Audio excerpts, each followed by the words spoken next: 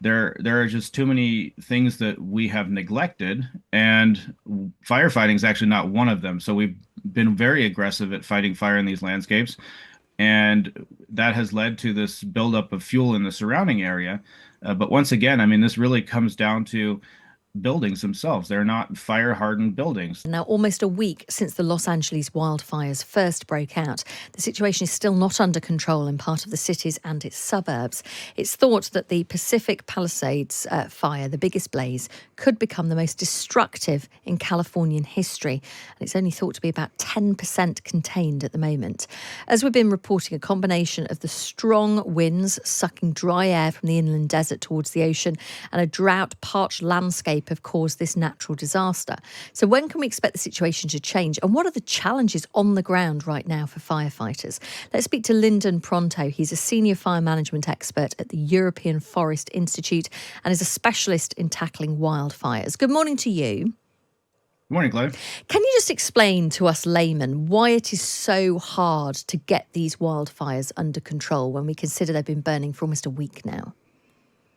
Well, the main issue is the winds. You've already said it. So in these very destructive fires we've seen anywhere in the world, it's the winds that drive the flames so quickly and carry the embers so far that we have spot fires up to several kilometers ahead of the fire itself.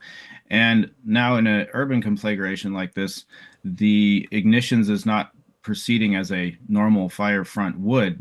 We have house-to-house ignition. This is more of an urban conflagration. So while we see it as a wildfire, it's probably more akin to fires like the Great Fire of London or Chicago. So these are very different types of fires that we're seeing right now. So it's not possible to put fire breaks or anything like that in because of the amount of, embers and things in the winds that are being carried quite far distances.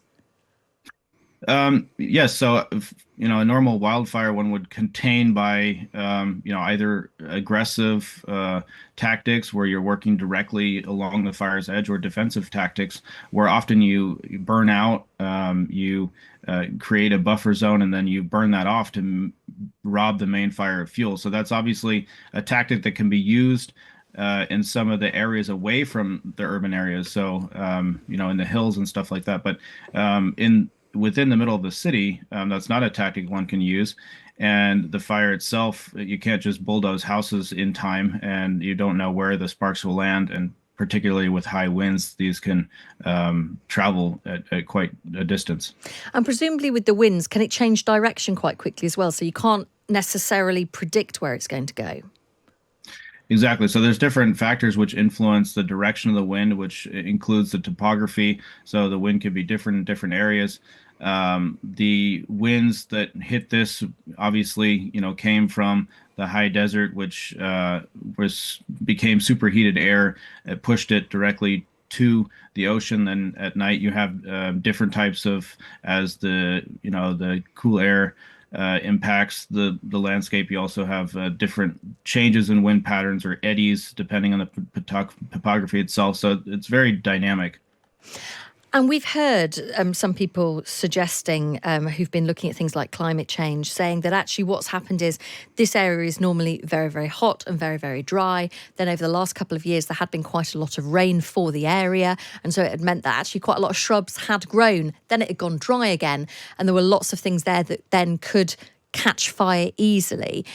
Is that something that they should have anticipated? Should that those shrubs be cleared in anticipation? Do you think that was a failure on the part of the authorities?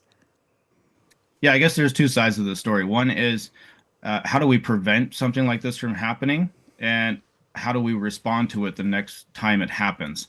And so this is where we have to analyze and look at the lessons. Of course, the expert community has been saying for decades now that we don't live sustainably with fire. Fire belongs in this landscape, and it's not compatible with the structures that we build, with the alignment.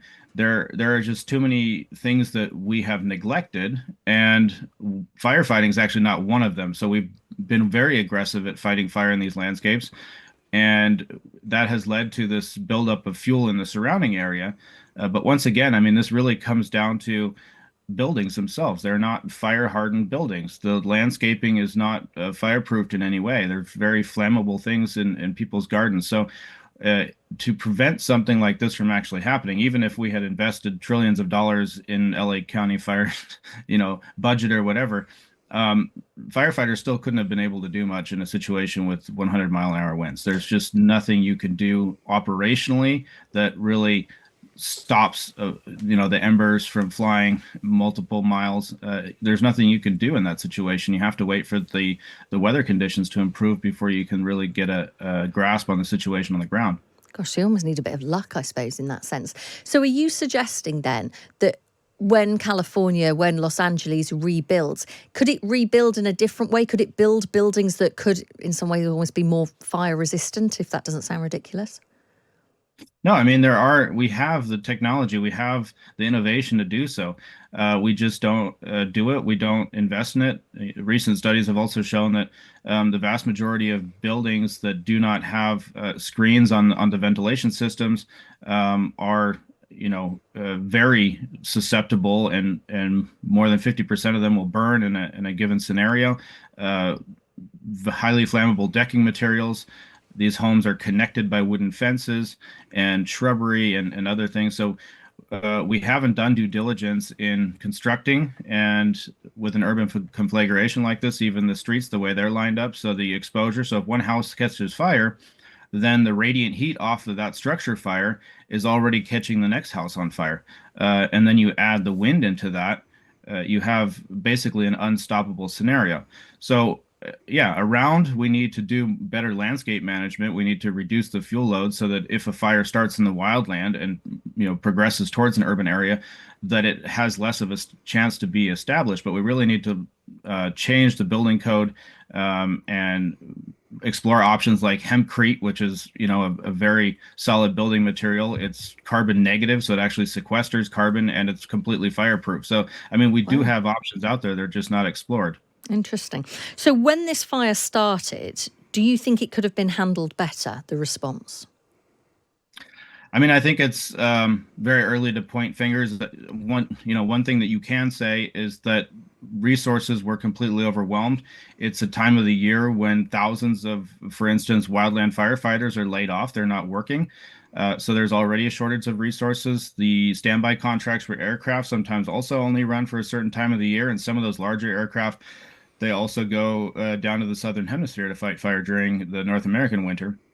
That said, in the first hours, because of the wind conditions, there's very little firefighters could have done. But I think a discussion that we could think about having is this gray zone that we've entered into, where we have these urban conflagrations, and we have wildland firefighters, which are used to fighting fire, in a different type of environment. They're trained and equipped differently. They operate differently, tactically speaking. And we have urban firefighters, which also are trained differently and equipped differently. And the difference between the two is essentially that one is a mobile firefighting force. They're designed to work with little water and move with the fire front. And the other is a stationary firefighting force. They're designed to basically put out a single structure fire. And so if we were to blend these two different types of strategies, I've witnessed it firsthand where as wildland firefighters, we were able to be very effective in an urban environment because of the way we went about it tactically. We moved with the fire, we extinguished embers in the yards, and it wasn't about putting the house out that was on fire. It was about making sure that the embers didn't catch the next property on fire.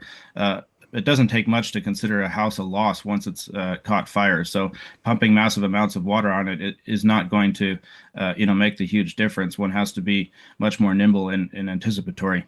But I mean, the firefighters are doing everything they can. This is not a criticism of the response there. But we do need to look at how do we operate in this type of a fire situation, because it is kind of a new phenomenon for us. Lindon, thank you so much. I feel like I've learned a lot by speaking to you. So thank you so much for your time. It's Lindon Pronto there. He's Senior Fire Management Expert at the European Forest Institute, and he's a specialist in tackling wildfires.